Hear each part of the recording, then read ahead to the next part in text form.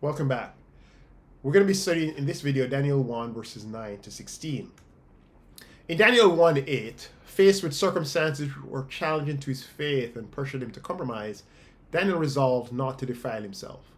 Well, God responds to Daniel's resolve not to defile himself and his effort not to do so by asking the chief eunuch to allow him not to eat the king's food. And we pick up that in verse 9 of the story. And God gave Daniel favor and compassion in the sight of the chief of the eunuchs. And the chief of the eunuchs said to Daniel, I fear my lord the king, who assigned your food and your drink.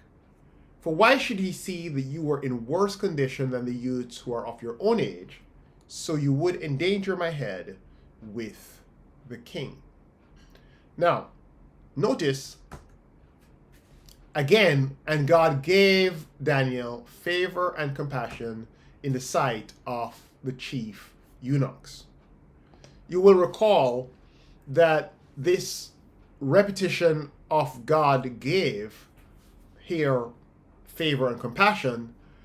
This is the second of three times this word is repeated in Daniel, the Hebrew word Natan, and in each case it's being used to show that Yahweh is the one who is sovereign. We see, for example, in verse 2 that the Lord gave Jehoiakim into the hand of Nebuchadnezzar. And in verse 9, God gave Daniel favor and compassion in the sight of the chief of the eunuchs. And in verse 17, God gives Daniel and his friends learning and skill in all literature and wisdom, and Daniel had understanding in all visions and dreams. The point here is that even in Daniel's desperate situation where he doesn't even have agency or control over what food he puts into his body or eats and must ask permission to change his diet, God is in control of even the official who decides whether he can eat the king's food or not. You understand what I mean? God determines whether this man is favorable and compassionate towards Daniel. As it says in Proverbs 21, the king's heart is a stream of water in the hand of the Lord.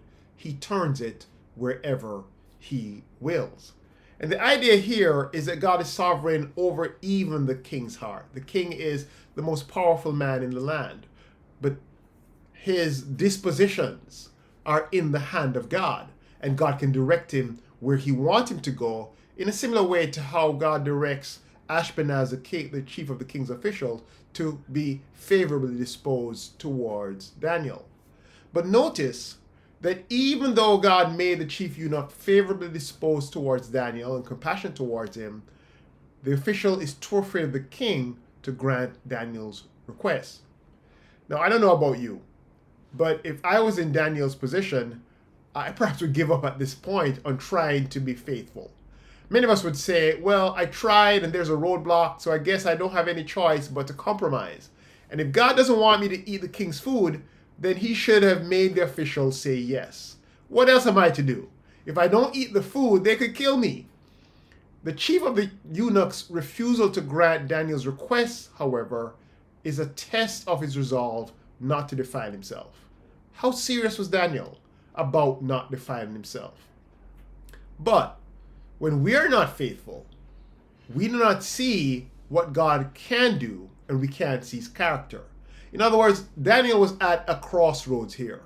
And if he chose at this point to compromise because it was too hard, then he would not have seen that God would have been faithful and would have taken care of him in these challenging circumstances. He would not have seen the character of God. The only way that we can get to know God is if we choose to obey him and we persevere in striving to be faithful to him. If we don't, then we're going to find that we end up having to learn the lessons over and over again, the same lessons, as God puts us in situations where our resolve to be faithful to him is tested. There is no growth unless we have these experiences which show us that God is sovereign and we persevere in striving to obey God in the midst of them. Well, Daniel is committed in his resolve not to compromise, and he's so resolved that in fact he perseveres. We read in verse 11, Then Daniel said to the steward, whom the chief of the eunuchs had assigned over Daniel, Hananiah, Mishael, and Azariah, Test your servants for 10 days. Let us be given vegetables to eat and water to drink. Then let our appearance and the appearance of the youths who eat the king's food be observed by you, and deal with your servants according to what you see. Daniel goes to a lower official and proposes a test. Notice that Daniel's faith in God's sovereign control over their bodies, that he could nourish them with just vegetables and water, is what's on display here. This is not really a test of Daniel and his friends, but a demonstration of their God's ability to nourish them and to give them a good appearance. The test was a show of which king better provides for the nourishment and appearance of the Hebrew boys. Does Nebuchadnezzar better provide for them from his table, and is their nourishment and appearance something Nebuchadnezzar is responsible for? Or is Yahweh the one who actually provides for their nourishment and better appearance, using even vegetables and water? Actually, the word translated vegetables in our English translation, some of them, is the word zeroim, which refers not just to vegetables, but from that which comes from seeds or sowing. It's actually a term broader than vegetables, and it denotes a class of food that's not meat, but includes grains, kind of like a vegetarian diet today. And this would include not only vegetables, but fruits, grains, and bread made from grains. It would have been what we'd have considered a healthy diet, what we'd have called today a health foods diet. Well, we read the steward, the overseer, the lower official listened to them in this matter and tested them for 10 days. At the end of 10 days, it was seen that they were better in appearance and fatter in flesh than all the youths who had ate the king's food. So the steward took away their food and the wine they were to drink and gave them vegetables. So at the end of the test, Daniel and his friends are better in appearance and fatter in flesh. I like that expression. It denotes the fact that the focus is on their appearance.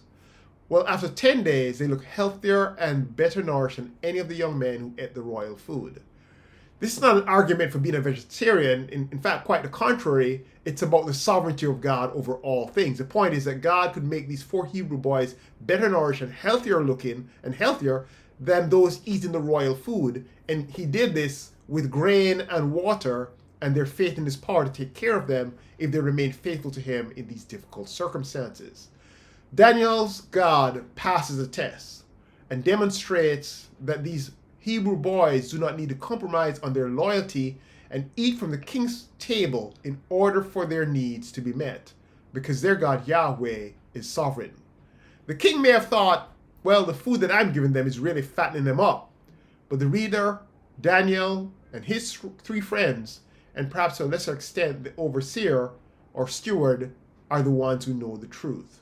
It is Yahweh who's provided for them why they're better nourished. And he did it with grain. As Deuteronomy 4 says, man does not live on bread alone, but on every word that comes from the mouth of God. God can provide for us out of nowhere, or from where, or from what we least expect, because he's sovereign. That's what manna means. What is it? They could not have conceived of it. If we can live like this, our lives will be a great example to the unbelieving world, and will show the world that Yahweh is sovereign.